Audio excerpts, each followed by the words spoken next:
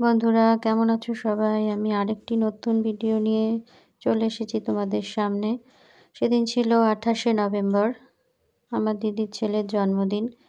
তো আমি বাড়িতেই ছিলাম, সকাল থেকে রান্নাবান্না করছিলাম। হঠাৎ করে যখন বেলা ১:৩০টার সময় দিদির ছেলে ফোন করে আমাকে ডাকছে, বলছে, "তুই চলে আয়, আমার আজকে জন্মদিন, কেউ তো আসেনি।" আসলে যেহেতু ওর পরীক্ষা চলছিল, পরের দিন থেকেই পরীক্ষা শুরু হবে বলে ও জন্মদিনটা আর পালন করেনি। কারণ জন্মদিন পালন করতে গেলেই পড়াশোনা করবে না, আনন্দের দিন।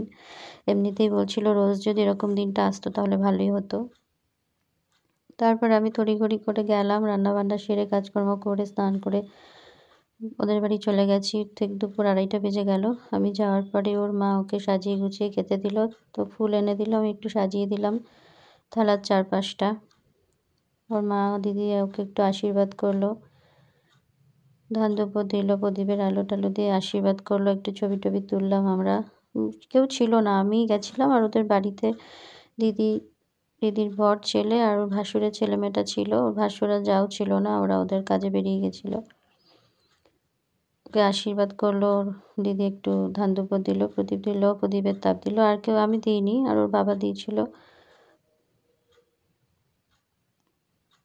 ছেলে তো ছোট মানুষ হলে যা হয়, খাওয়ার জন্য বলছে আমার খিদে পেয়ে গেছে, খিদে পেয়ে গেছে। অবশ্য বেলাও হয়ে গেছিলো প্রায়। আমি গিয়ে সব কিছু তারপরে খেতে খেতে ৩টা, আমি বলেছিলাম আমি যখন যাচ্ছি তাহলে আমি গেলেই খেতে দিস। ৩টেই বেজে গেছিলো। অনেক কথা বলছিল, সেগুলো আমি সব আর রাখিনি। সেই সব কথাগুলো কেটে দিয়েছি, কেটে দিয়ে আমি ভয়েস দিয়েছি। রাখলে হয়তো ভালোই লাগতো, কিন্তু রাখিনি। ওই যে হাসছে আর বকবক করেই যাচ্ছে। ছোটরা যা হয়, আমরা বড়রাই এখনো বার্থডের দিনটা কত উৎসাহী থাকি, কি হবে কি হবে। তো ওদের তো এখনো ছোট না, ওরা তো একটু উৎসাহী থাকবেই। বললাম বাবা গিফটও দিতে পারছি না, গিফটটাও ডিউ রইল। তো সেই বিষয় নিয়ে কোনো চাপ নেই যে গিফট দিতেই হবে। আমি বললাম থাক, আমি তোকে গিফটটা পরে দেব। একটু সামান্য খাবার নিয়ে গেছিলাম মিয়ামোর থেকে, বার্গার নিয়ে গেলাম ওর জন্য, ওই খেয়েছিল। আর ওর মা রান্না করেছিল ৫ রকমের ভাজা, মাংস, মিষ্টি, সব কিছুই ছিল, চাটনি, পাঁপড়। একটু খাইয়ে দিচ্ছিল প্রথমে ওর মা ওকে, তারপরে নিজে নিজেই খেলো। আর ওইদিকে আমাদের জন্য খাবারের ব্যবস্থা করলো। ও খেতে খেতে আমরাও খেতে বসে পড়লাম। ফোন দেখতে দেখতে খাওয়া শুরু করছিল। তারপরে যেই বললাম ফোনটা রেখে দে, সবাই দেখবে, বাজে বলবে, তাই ফোনটাকে রেখে দিল। ফোনটা রেখে দিয়েই তারপরে খেতে থাকলো।